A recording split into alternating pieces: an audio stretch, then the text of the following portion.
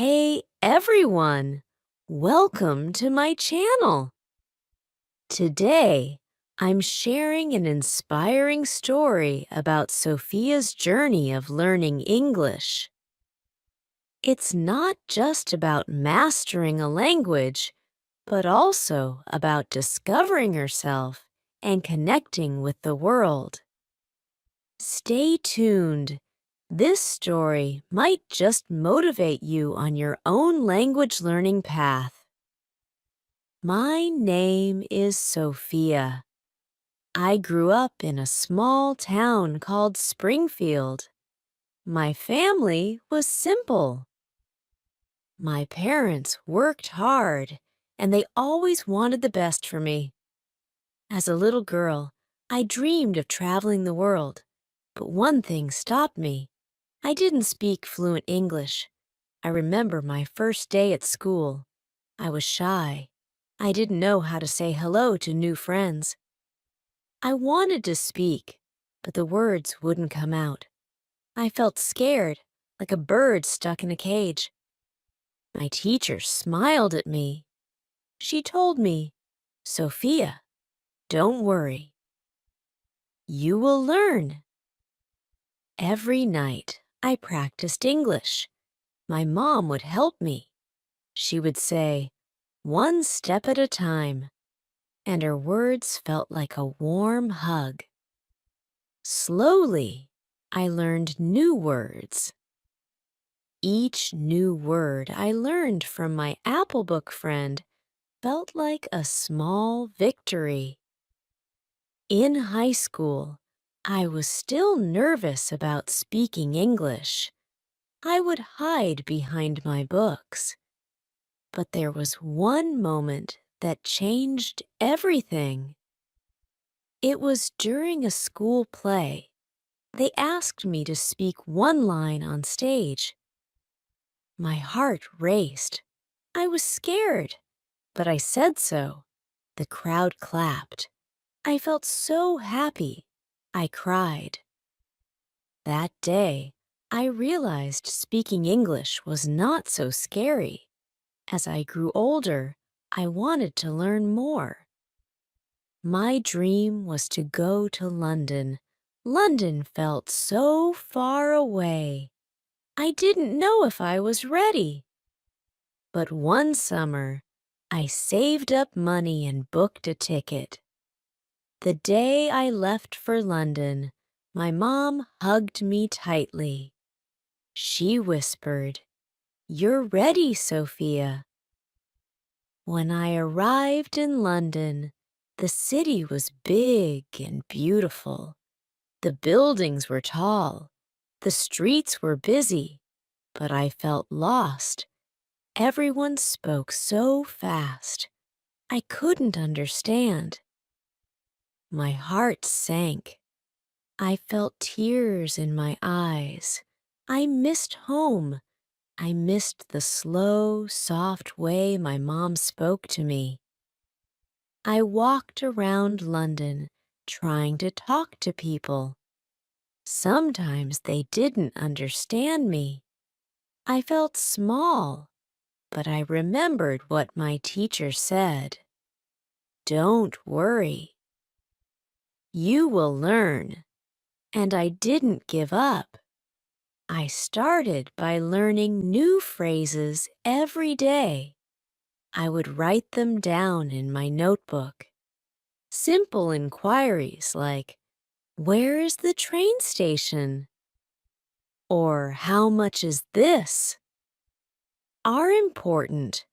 Or "How much is this?" I would practice with people in cafes and shops. They smiled when I tried, and that made me feel good. One day, I met a girl named Lily. She was from California, just like me, and she also felt lost in London. We became friends. We would walk around the city together, helping each other with English. Lily would laugh and say, "Sophia, we're getting better every day." Her laughter always made me feel better. We visited museums and parks, practicing English everywhere. We would sit by the river, talking about our families and dreams. Do you think we'll ever be fluent? One day, Lily asked. I smiled and said, yes, we just have to keep trying. Some days were harder than others. There were moments when I felt like giving up. I would call my mom, and she would remind me of how far I'd come. She would say, remember the school play? You were scared, but you did it. You'll do this too. One rainy afternoon in London, I found myself in a bookstore. I picked up a book called The Power of Words. It had a quote that stuck with me. Language is not just about speaking. It's about connecting hearts. Tears filled my eyes. I realized English was not just a tool. It was a bridge between me and the world. After months of living in London, I noticed a change in myself. I wasn't scared to speak anymore. My words flowed more easily. I made new friends. I could understand jokes, have deep conversations, and even help others with English.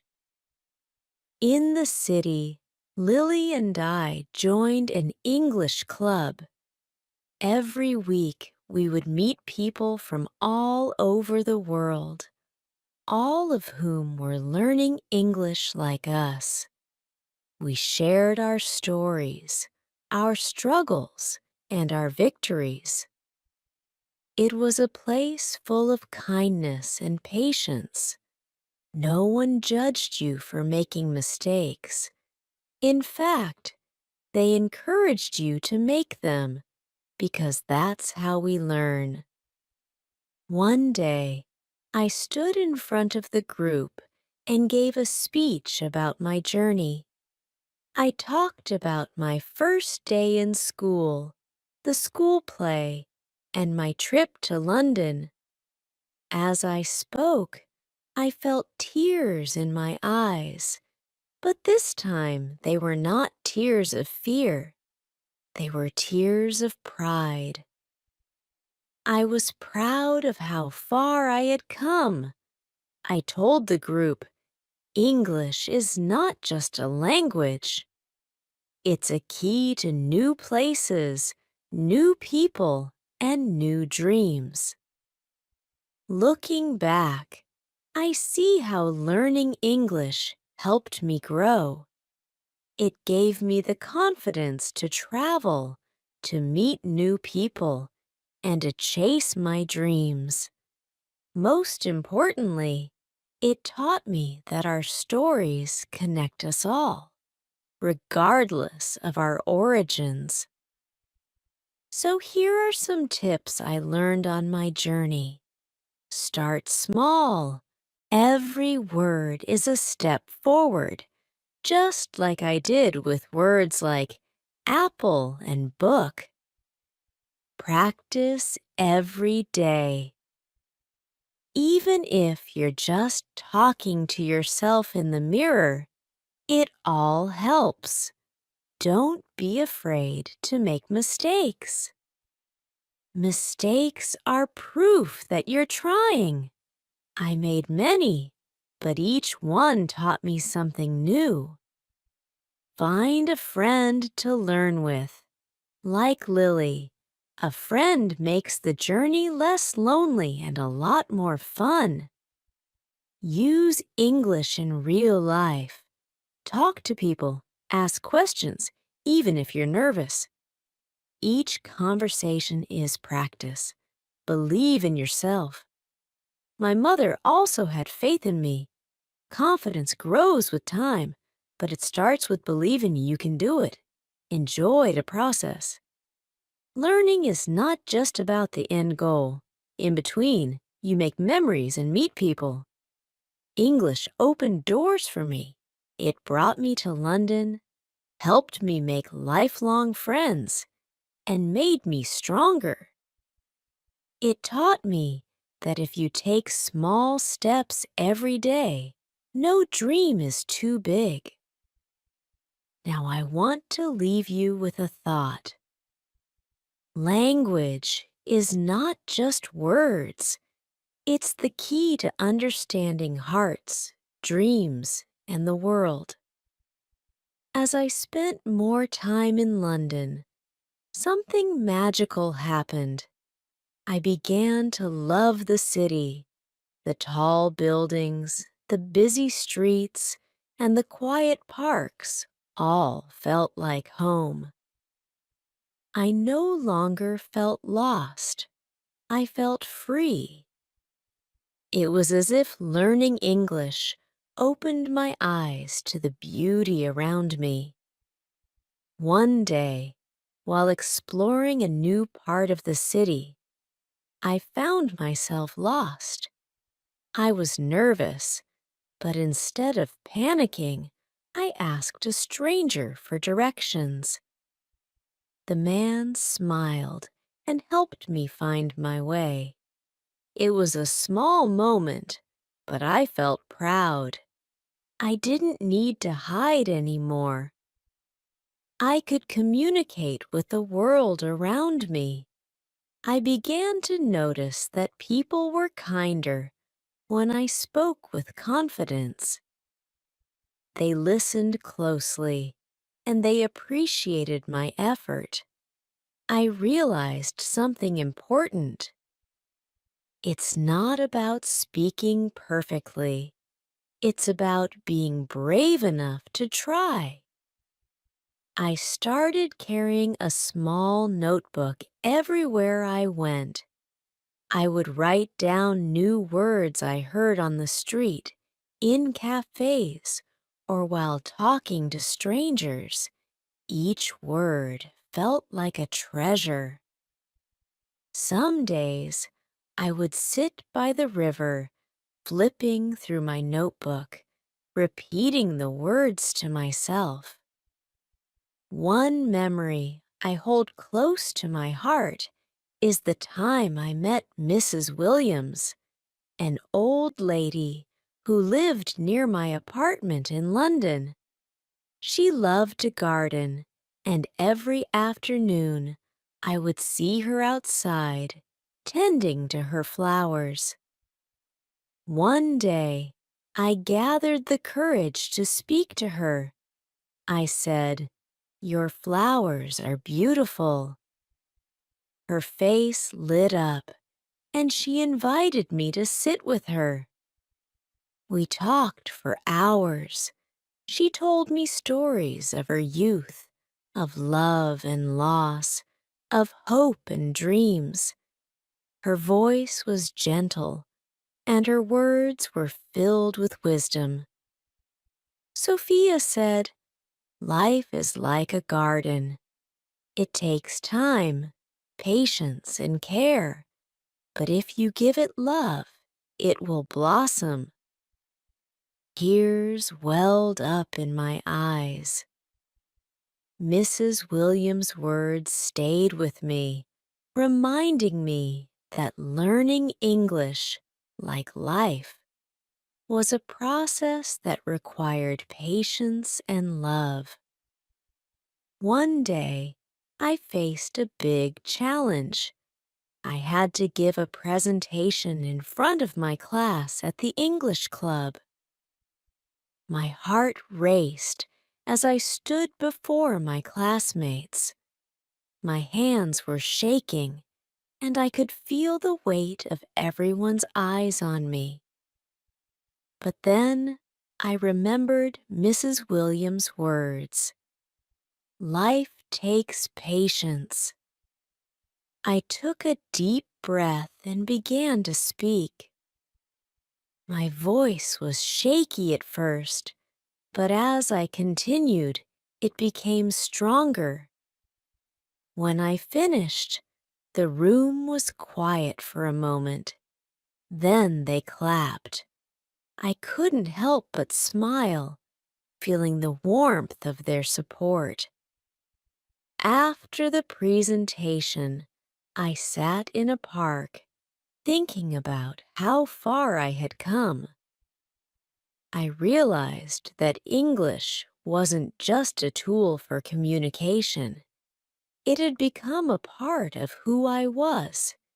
It had helped me grow, not just as a speaker, but as a person. One evening, Lily and I decided to visit the London Eye, the big Ferris wheel that overlooks the city. As we reached the top, the sun was setting, painting the sky with shades of orange and pink. The view was breathtaking. We stood there, silent for a moment, taking in the beauty of the city we had come to love. Lily looked at me and said, "Sophia, can you believe we made it here?" I smiled and replied, "Yes, we did. We didn't just come to London. We found ourselves here." That night, as I lay in bed, I thought about how much English had changed my life. It wasn't just about learning a language. It was about discovering new parts of myself, finding strength in moments of weakness, and building connections with people from all walks of life. But it wasn't always easy. There were moments when I felt like giving up. I remember one rainy day when nothing seemed to go right. I couldn't understand the people I was speaking to, and I felt embarrassed. I came home that evening, sat by the window and cried. I called my mom, my voice shaking. "Mom, I don't think I can do this anymore," I said. She listened quietly.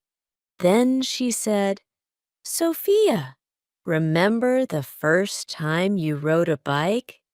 You fell many times, but you kept getting back up. This is exactly the same. You'll get back up." Her words gave me the strength to continue, and gradually, day by day, I improved. Each conversation became easier, and each word became clearer. I realized that the only way to truly fail was to stop trying. If I could go back and give my younger self some advice, I would say, be kind to yourself. Learning is not a race. Everyone learns at their own pace. Here are more tips that helped me improve my English, and they might assist you too. Read simple books. Start with children's books or short stories. Reading enables you to understand sentence structure and introduces you to new vocabulary. Watch movies or shows in English. Turn on subtitles at first, then try without them. It's a beneficial way to learn how native speakers talk. Speak out loud. Even if you're alone, talk to yourself. This helps your brain get used to forming English sentences. Record yourself speaking. Listen to it later and see how you can improve. Don't be shy about how you sound. You're learning. Join a language exchange group. This is where people from different countries practice speaking with each other. It's a wonderful way to learn and make friends. Use flashcards. Write new words on flashcards and carry them with you. When you have a free moment, look at them. Set small goals.